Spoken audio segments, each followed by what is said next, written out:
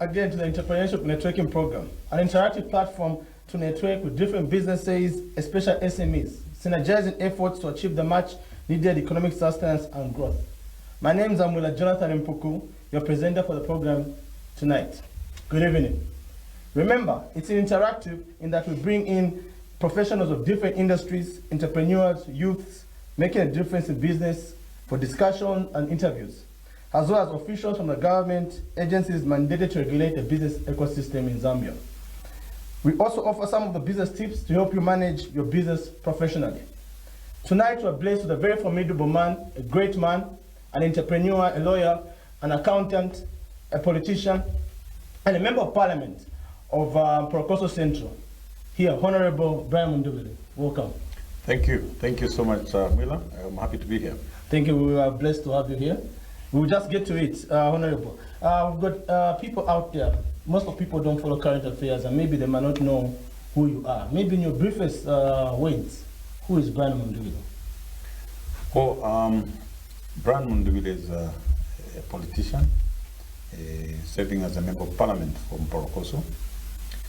Professionally, I'm a lawyer and an accountant, but the greater part of my life I've been doing business. So I'm an entrepreneur, and I guess that I'm on the right platform. Wonderful, wonderful. Now, we've got a lot of viewers out there, especially youth, the SMEs, that especially startup businesses. So when we bring formidable people on this platform, we actually get a lot of feedback from the startup businesses and also the youth to say that they need more information, especially from well-established businessmen and businessmen that have experienced a lot of changes in the economy from years back. So I also want to just find out the fact that you've mentioned that you're an MP. How have you managed to strike a balance between being an entrepreneur and a politician, especially now that you're an MP? Many people out there fail to actually strike that balance. What is your secret? What have you done that has managed to make you be able to be a successful politician and also a successful entrepreneur? Yes, Willa. I think first of all, I've actually been a successful MP because of having been a businessman. Oh, okay. Okay, and by that I mean I've been able to motivate youths in my constituency, motivate women in my constituency, and of course using my business acumen to develop the constituency. Okay. I started off as a businessman and became a politician, but I was able to use some of the lessons that I drew from my business career and brought them to help me in my political career. Okay. Yes, it's been a question of, it's just passion. I have passion for both. Okay. I have passion for politics because I would like to serve my country. I love to serve my people. Okay. Maybe unlike many other people, I didn't go in it for the money. Okay. If it was the money that I wanted, I was better off not going into it. So I realized that during my business career, I had started promoting certain programs, to help people in my village, for instance. It came to a point where there are certain projects I just could not undertake at a personal level. Okay. I could not build bridges. I could not build roads. Okay. I mean, of course, I helped churches, and by that time I was not really doing it for political reasons. Yes. But later I realized I needed political power to be able to achieve certain projects within my constituency. Yes. And the reason was simple. I come from a very humble background. My early childhood was actually in the village. Okay. And when I felt that I was comfortable, I had done something for myself. I needed to pay back to the community. And I started doing that in a small way. But of course, with political power, I've been able to do more. Okay. So my motivation was wanting to give back. Okay. Wow, wonderful, wonderful. I've heard from what you're saying that you wanted to give back to because you came from a humble background and also to the people that you're serving in your constituency. Would you tell me what are some of the few success stories in Procoso Central from the time you've been there as a member of parliament? Just maybe a handful of things that have changed the lives of the people in constituency. Yes, I think the first thing that we did, even as I was campaigning, I looked at the environment. I looked at the human resource, the education level, as it were, such that when we were designing proposals for business, there had to be businesses that could be done at that level. So the comparative advantages that maybe the people had and the region had was mostly in agriculture. Oh, okay. Okay, and we began to look at that and promoted women in agriculture, growing beans. Okay. We looked at livestock right across the 10 wards. Oh, okay. Promoted youths to keep goats. Oh, okay. But we went further. I went further. There are some youths identified. I attached them to projects that were ongoing in the district, done by Chinese. Had a group of young youths that we trained as bricklayers, top-class bricklayers. Okay. And at the end of 1 year, they were very good bricklayers.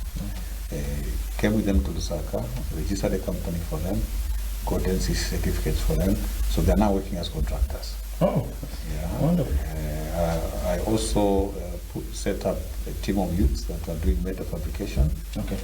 Yeah, so first of all, I started by financing ideas. Okay.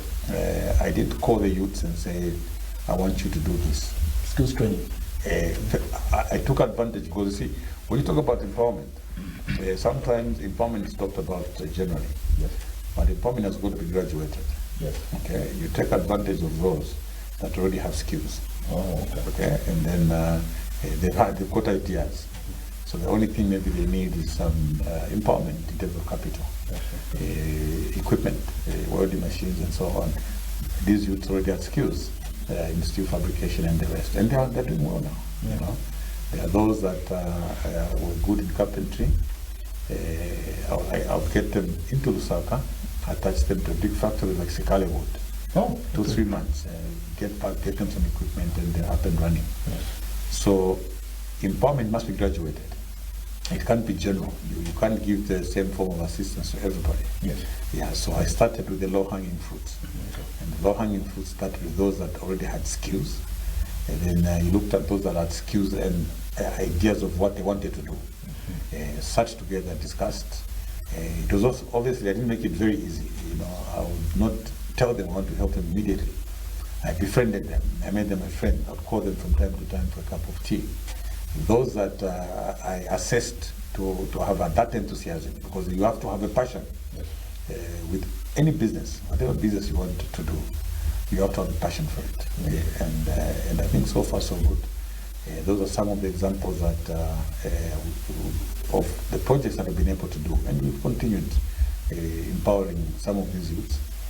If you went to Kasama, I'm proud to tell you that most of the small-scale contractors, not less than 20 companies, actually came through my tutorates. Wow. These are young men that may have been just cadres and shouting slogans, Yeah. and they drive big cars now. Yeah. They own homes. Yeah. So when I sit back, I smile and say, okay, we did something. Yeah, that's great stuff. As you can see, that empowerment is about bridging the gap. As you can see, what Honorable has just been told us, he's built capacity. As much as he selected a group of people to, especially those that have skills, to train and to know and to be funded and to be empowered. They are able to build capacity as well. So from the time he had actually brought in that empowerment, they've also empowered other people by building capacity. And that's our plan as a program here, to actually build capacity for many businesses, for many youths, for many SMEs, so that they are able to attain their objective strategically. The other question I have, Honorable, is what potential advantage does Mpoko Central constituency has that sets it apart from other parts of Zambia? We have comparative advantages in areas of tourism. We have a number of natural resources. Okay. I'll tell you that off the cuff, I'll tell you we should have not less than 5 waterfalls. Oh, yes. Okay.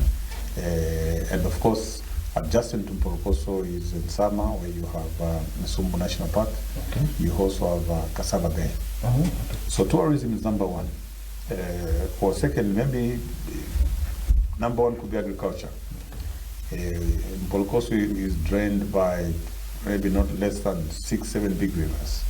Okay. So the potential in agriculture comes naturally. Of course, tourism is yet another. Okay.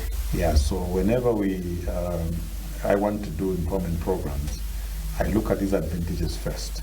Okay. Of course, as we go into the future, we will begin to look at the service industry, for instance. Okay. But we must build the base. Okay. The businesses I'm talking about are small scale. Okay. But going into the future, as area member of parliament, we are looking at attracting investors on a large scale. Yes. And then from there, we'll begin to build other small scale companies to service the big players. Okay. Yeah, so we started with agriculture. Okay. We are working out programs in tourism. Okay. Government will soon invest in infrastructure around Kasaba Bay. Oh, okay. And that will be the beginning to open up, because Mpolokoso is en route. So meaning that overland tours, for instance, will encourage youths to apply for loans, buy trucks, modify them for overland tours and so on. Small vehicles to run between Mpolokoso and Kasaba Bay. Yeah. Okay. So there is a lot of potential at that local level. Okay. But of course, there are many other programs or government investment that is required at the moment. Okay. Investment in roads, Mpolokoso Kawamba Road, Okay. because then you will have comparative advantages between provinces. Okay. As you know, tourism, the potential in tourism in northern province is huge. We call it the northern circuit. Yeah, and you maximize your returns in tourism depending on the retention, the number of days you can retain a tourist in an area. Yes. Livingston, for instance, we've all been there. Very nice place. But 2-3 days later, you really are wondering what else can you see. Oh, yeah. Yeah. So we want to create synergies between provinces. Okay. We are talking about Eastern Province in Mfuwe. Okay. We talk about Shiwangandu in Chinga Province, the hot springs and other the Shiwangandu House. Yeah. And then you come into Kasaba Bay, you get into Mbala, you connect into Mpolokoso. You've got the largest wholly owned waterfalls in the country. Mm-hmm. You know about Victoria Falls, but Victoria Falls is shared. Yes. Lumango Falls is the largest wholly owned waterfalls in Zambia. It's the second largest. Mm-hmm. You have Kabwelume on the same river within 5 kilometers. Then you have Kundabwika. Mm-hmm. Yeah, so if a tourist started off in Livingston, we got him into Eastern Province, we bring them into Muchinga, they'll come into Northern Province. We connect them into Wapula. They equally have a number of natural wonders out there. Yes. And they'll end up at Sampe Beach. Yeah, so when I served as Minister of the Province, we were talking, Minister from Chinga, Minister from Eastern Province, and Wapula and Northern Province, to activate the Northern Circuit. Yeah. I'm happy that the current government is also looking at investing in infrastructure. They'll soon upgrade the airstrip, and they'll upgrade the roads leading to Kasaba Bay. Oh, yes. So this is when other opportunities for the young entrepreneurs will also open up. Yes. Oh, very good. Wonderful stuff. What plans economically do you have for Mpolokoso constituency in relation to the newly adjusted CDF? Yes, I think it's an opportunity. First of all, it offers relief to members of parliament. Okay. Yeah, because the small loans can now be obtained through CDF. Okay. Meaning that you have 25 million in the district. Okay. Okay. And the economy begins to grow by that magnitude. Okay. So on a small scale, like I said, we don't want to open ourselves so much. Okay. To other programs or projects for which we have no advantage. I see. Yeah. Okay. Agriculture alone, I'll tell you that we have people that are coming in to do large-scale farms in soybeans. Yes. And then we've encouraged them to do outgrower. Okay. So they'll find fairly established small-scale farmers who may have obtained grants or loans through CDF. Okay. So they've got a base. They've got somewhere to start from. Okay. So with the assistance of the off-takers, sponsoring them to do soybeans, it means their growth will be exponential. Okay. They have part of the capital, and they'll be given additional capital and implement extension services. So meaning we're going to have farmers growing in that area very quickly.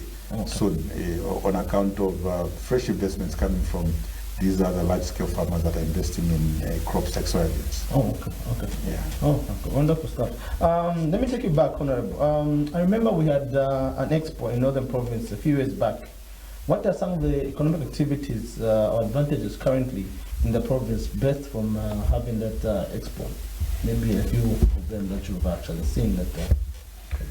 Yes, by the very nature, the expo was for the exposition of the potential within the province. Okay. And we had over 2,500 delegates from all over the world. Some of the projects I'm talking about in agriculture are as a result of that particular expo. Oh, okay. We have investments going into Kasaba Bay now by hotel owners. Okay. We also, there are two very big projects that are coming up in Kasaba Bay as a result of that expo. We created the farming block called Kalungushi Farming Block, which has attracted a lot of interest from both local and foreign investors in that particular area. Yes, so to many people who may have wanted to see immediate results, there's a lot that is going on in the background. Because remember, when you look at an investor, for instance, this is somebody with money, with a helicopter view of the region. Yeah, so government has to do its part.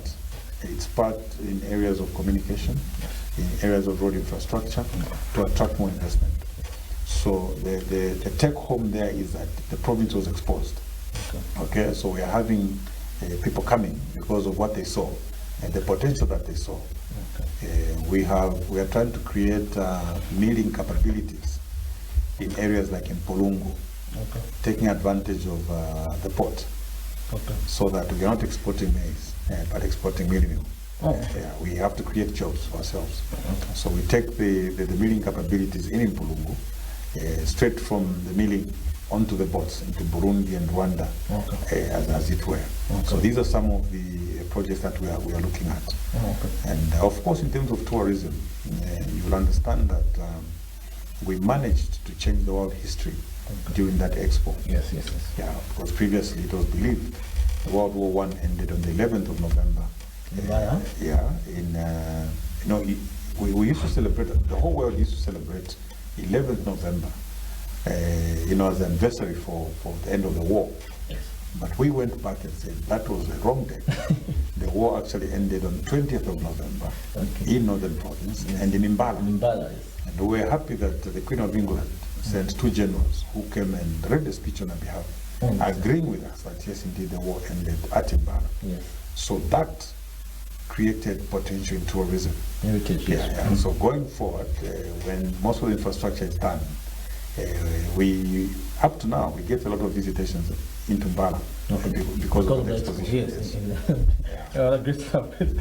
You've heard yourself the great things that Honorable has done, is yet to do, and has been doing for coastal constituency and also just for Northern Province. And also as an entrepreneur, the number of things that he's actually helped other businesses, as we've heard that there are a lot of people that have been actually empowered, even when he was the Minister of Northern Province. A number of people have come, small-scale contractors, and actually driving very big vehicles, and actually we've employed a number of people. This is what we want as entrepreneurs, to actually empower most of our people out there.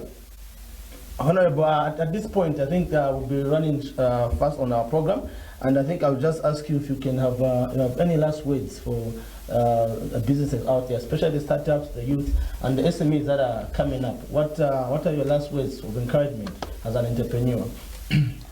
Yes, I think as an entrepreneur, Mwila, the first thing is to have a passion for wanting to do something. And of course, you're in business to make money. But to be able to make money, you have to solve some problem for your society. Yeah, that is how you select your business. Bridge the gap. Yeah, you have to bridge the gap. There has to be a gap that you're ready to bridge. And as an entrepreneur, you also have to have patience. I know that the young entrepreneurs are in a hurry. You know, they're in a hurry to have this, to have that. It takes quite a while to build a business. I will tell you that if you begin to build a business, you have to give it about 5 years. A business that survives 5 years is likely to survive. And many businesses will fail within the first 2-3 years. Okay. And if one business fails, take it to be transaction cost. All right. Take it to be school fees. We used to call it school fees in our time. I paid my school fees. Yeah. You know, you would have known how many other ways businesses can fail. And so meaning the next attempt to avoid certain mistakes that you made. So patience is key. Passion is yet another, and a lot of hard work. In terms of competition, as an entrepreneur, just compete with yourself. Don't compete with anybody. Just compete with yourself. Okay? Build your idea and compete with yourself. Indeed. Yeah, because you may be competing with somebody whose plan you don't know, whose financial you don't know, and you'll be frustrated every day. Yeah, but if you set certain goals and certain targets, you'll be competing with yourself. And you realize that you'll be much more comfortable. You work at your pace and keep your eyes on the ball. Yeah. Indeed, patience, hard work, passion, and also just compete with yourself to get there, to reach where Honorable has reached as a businessman, maybe even to surpass him. You know, at this point, I think we'll end our program, and I want to thank you, Honorable, for and we're very well in whatever you're doing for our country and also for our constituency. Thank you very much. Thank you, Mila. I'll be glad to come again on the program. We have a bit more time. I think there's a lot of potential, especially now, because we're in the information age. I've seen that it's easier to do business now than it was when we started. So it's actually easier for businessmen and entrepreneurs in today's business world to succeed a lot quicker than was the case previously. Yes. All right. Thank you, viewers, for joining us, and hope to see you soon next week. Present viewing.